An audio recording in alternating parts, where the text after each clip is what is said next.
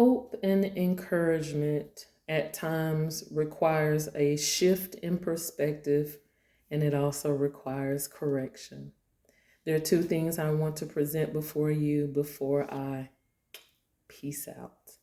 The first thing I mentioned in a previous video, which is pinkwashing. Pinkwashing is when companies and organizations profit this month because it's Breast Cancer Awareness Month. They put all the pink things out. They put all the ribbons out. However, they are not donating any of the proceeds and the profits they obtain to breast cancer organizations or to research.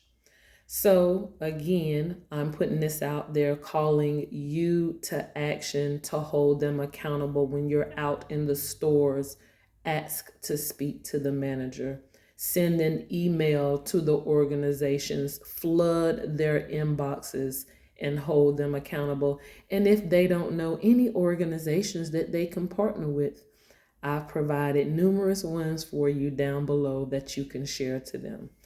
The second thing that I'm going to share, and this message may not be for everybody, but there's always something that we can take and we can put in our pocket. But this is specifically for those of us with my melanin pigmentation.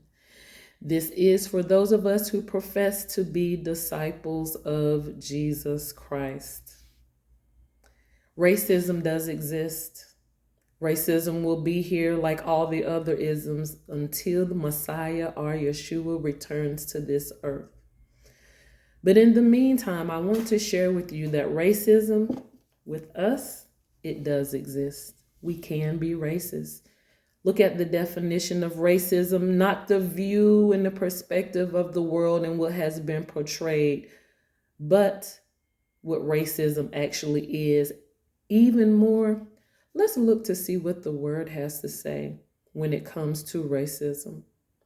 And I'm going to go to Ephesians 2:14 through 16.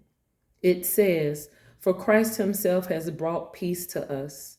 He united Jews and Gentiles into one people when in his own body on the cross, he broke down the wall of hostility that separated us.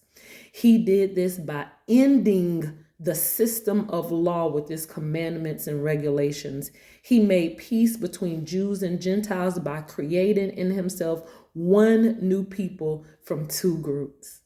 Together as one body, Christ reconciled both groups to God by means of his own death on the cross, and our hostility toward each other was put to death." We can have racism against our fellow brothers and sisters with less melanin pigmentation than us. So when these events are transpiring, I really would implore you to sit with yourself. Has that pebble turned into a stone? Is that stone turning into a boulder? Because that's a weightiness to carry that doesn't just affect you, but those around you. His word says what he did has annihilated the regulations, the rules, the division that transpires among us.